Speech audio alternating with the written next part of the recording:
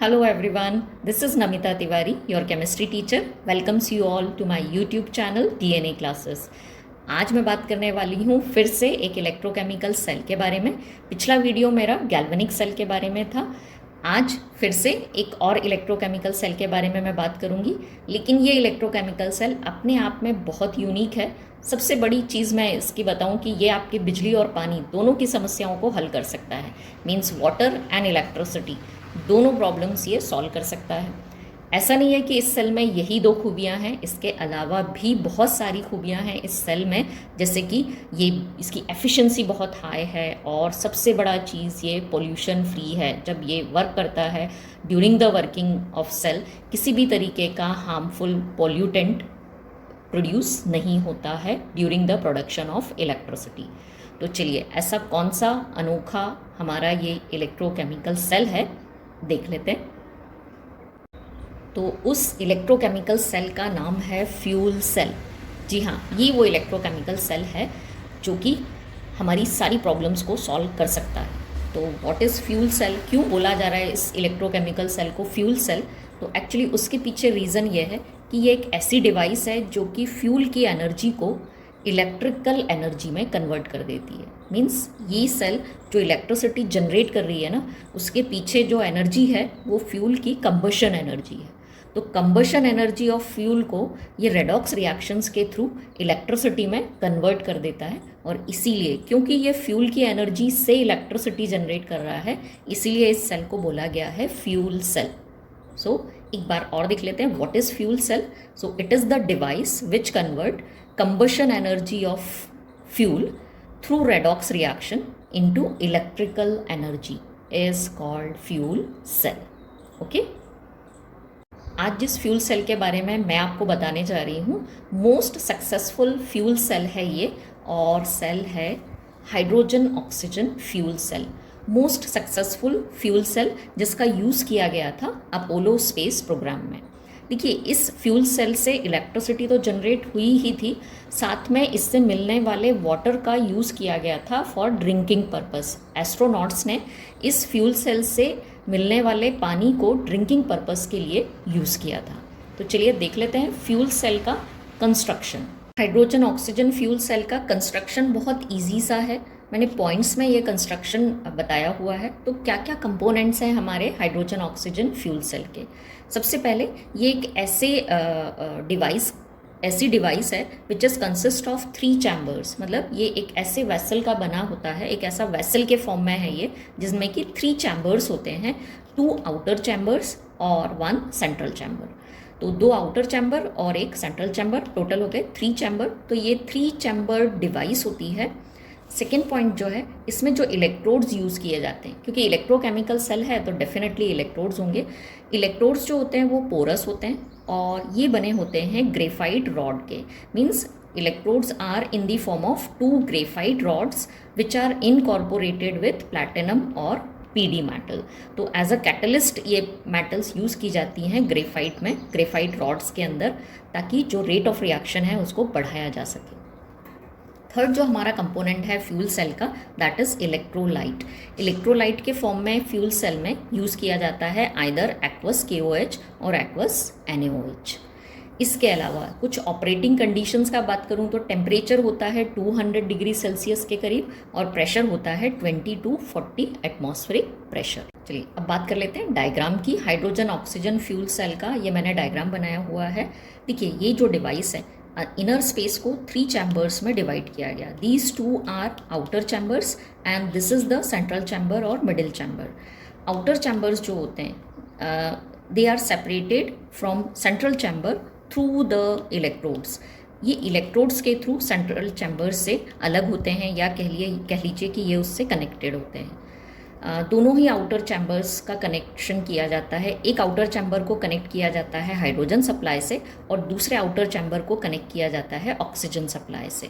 Okay, porous electrodes जो कि graphite के बने होते हैं, इनमें से एक electrode as a anode act करता है जहाँ पर कि ऑक्सीडेशन रिएक्शन होती है और इसीलिए ये इलेक्ट्रॉन रिच होने के कारण ये नेगेटिवली चार्ज होता है। जबकि जो दूसरा ग्रेफाइट का इलेक्ट्रोड है ये इलेक्ट्रॉन डेफिशिएंट होता है, यहाँ रिडक्शन होता है और इसीलिए इसको पॉजिटिवली चार्ज कंसिडर किया जाता है। सेंट्रल चैम्बर में फिल्ड होता है इलेक्ट्रोलाइट जो कि होता है आइदर एक्वस KOH और एक्वस NaOH। पोटेशियम हाइड्रोक्साइड या सोडियम हाइड्रोक्साइड का aqueous solution as a electrolyte middle chamber या सेंट्रल चैम्बर में फिल्ड होता है। एक आउटलेट होता है जो कि वाटर के एग्जिट के लिए होता है, मतलब ड्यूरिंग द रिएक्शन जो वाटर बनेगा उस वाटर को रिमूव किया जाता है इस एग्जिट पॉइंट से। तो यहाँ हमको दो फायदे होने वाले हैं। एक तो इलेक्ट्रिसिटी जनरेट होगी, जब एनोड से कैथोड की तरफ इलेक्ट्रॉन रन करेंगे तो इलेक्ट्रिसिटी जनरेट होगी, साथ में बनेगा वाटर, तो हमको डबल फ़ायदा होने वाला है हमारे इस हाइड्रोजन ऑक्सीजन फ्यूल सेल से।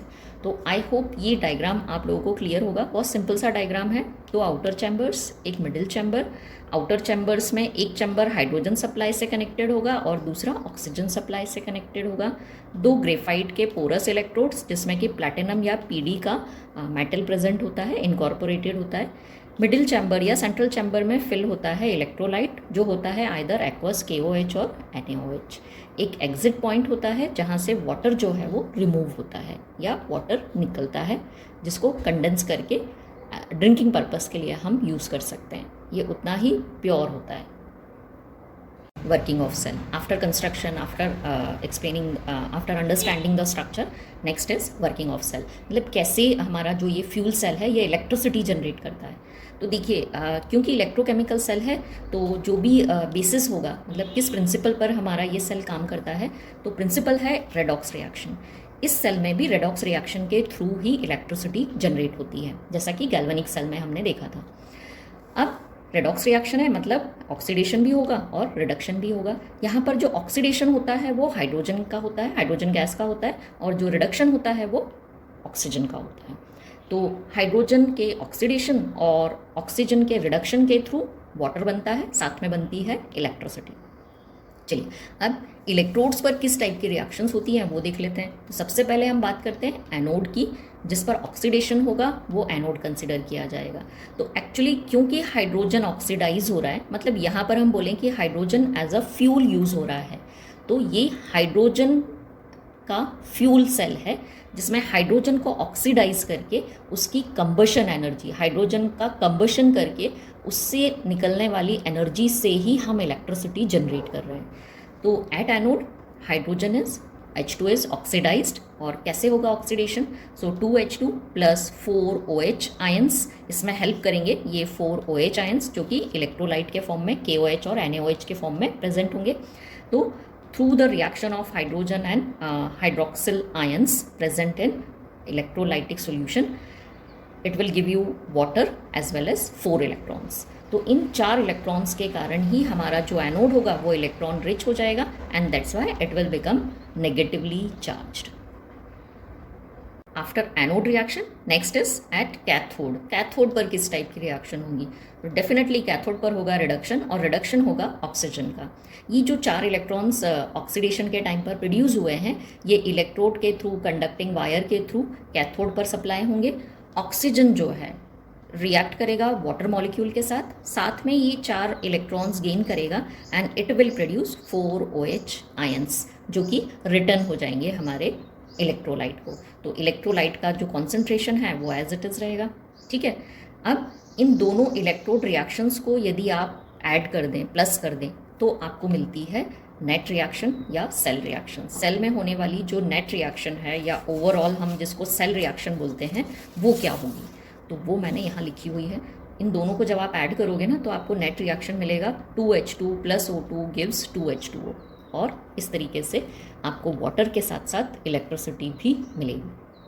Okay, so this is all about the structure and cell, working of cell of fuel cell.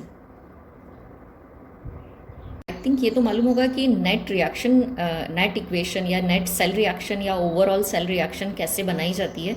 तो जब आप एनोड पर होने वाली रिएक्शन और कैथोड पर होने वाली रिएक्शन को ऐड करेंगे, जो भी कॉमन चीज़ें होती हैं और अपोजिट साइड्स पर होती हैं वो कैंसिल हो जाती हैं। जैसे 4 इलेक्ट्रॉन्स इस तरफ हैं, यहाँ पर 4 इलेक्ट्रॉन्स रिएक्टेंट साइड पर हैं या यहाँ प्रोडक्ट साइड पर है, ये कैंसिल हो जाएंगे आपस में। 4 OH आयंस यहाँ रिएक्टेंट साइड पर है और यहाँ प्रोडक्ट साइड पर है, तो ये कैंसिल हो जाएगी।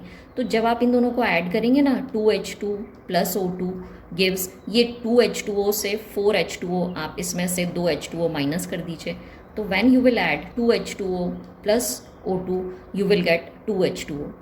तो ऐड करने पर इन दोनों इलेक्ट्रोड रिएक्शंस को जब आप ऐड करेंगे, कॉमन चीज़ें जो अपोजिट साइड पर हैं उनको कट कर देंगे, तो आपको नेट रिएक्शन यही मिलने वाला है।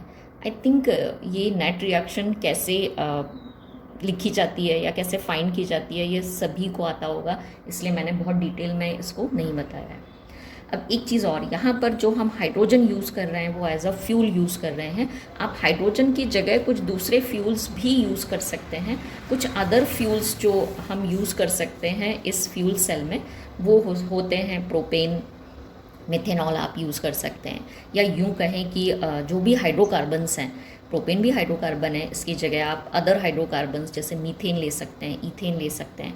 तो वहाँ पर आप नाम चेंज कर सकते हैं, प्रोपेन ऑक्सीजन फ्यूल सेल और मीथेन ऑक्सीजन फ्यूल सेल और मिथेनॉल ऑक्सीजन फ्यूल सेल, क्योंकि आपको कंबशन के लिए ऑक्सीजन तो यूज़ करनी ही करनी है। हाँ, आपके पास चॉइस है फ्यूल चेंज करने की, तो आप हाइड्रोजन की जगह प्रोपेन मतलब कोई भी हाइड्रोकार्बन ले सकते हैं या मिथेनॉल आप यूज़ कर सकते हैं। और लास्ट में बात करेंगे हम इस सेल के एडवांटेजेस के बारे में। एक्चुअली इस सेल के एडवांटेजेस के कारण ही ये इतना इम्पॉर्टेंट है, ये हमारे सारे इलेक्ट्रोकेमिकल सेल का हीरो है, क्योंकि इसके बहुत सारे एडवांटेजेस हैं। तो एक एडवांटेज तो ये है कि इट कैन रन कंटिन्यूसली।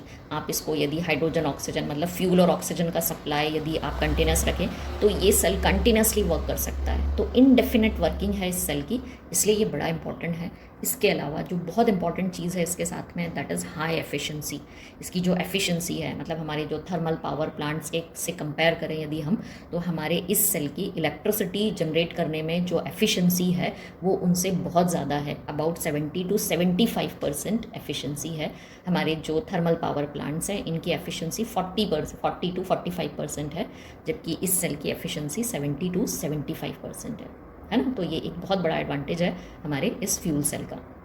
इसके अलावा जो एक और बहुत इन्वायरमेंट के पॉइंट ऑफ व्यू से इंपॉर्टेंट चीज़ है, दैट इज़ ये पोल्यूशन फ्री है। मतलब इलेक्ट्रिसिटी तो प्रोड्यूस होती है लेकिन ज़ीरो पोल्यूशन होता है इस डिवाइस से। तो हमारे थर्मल पावर प्लांट्स में क्योंकि जनरली कोल यूज़ किया जाता है वाटर को हीट करने के लिए, और उससे बहुत सारे ऑक्साइड, सल्फ़र के, नाइट्रोजन के, कार्बन डाइऑक्साइड प्रोड्यूस होते हैं जो कि ग्लोबल वार्मिंग और एयर पोल्यूशन के लिए रिस्पॉन्सिबल हैं। उनके कंपैरिजन में यदि हम फ्यूल सेल का बात करें तो फ्यूल सेल जो है वो किसी तरीके का पोल्यूटेंट प्रोड्यूस नहीं करता है। सो आई होप फ्यूल सेल के बारे में जो भी रिक्वायर्ड नॉलेज है वो आपको इस वीडियो से मिल गया होगा। और भी यदि कोई टॉपिक है जो आप पढ़ना चाहते हैं तो डेफिनेटली आप कमेंट बॉक्स में वो टॉपिक शेयर करिए, मैं उस पर वीडियो ज़रूर बनाऊँगी। सो यदि आपको मेरे वीडियोज़ यूज़फुल लगते हैं तो please like, share and subscribe my channel.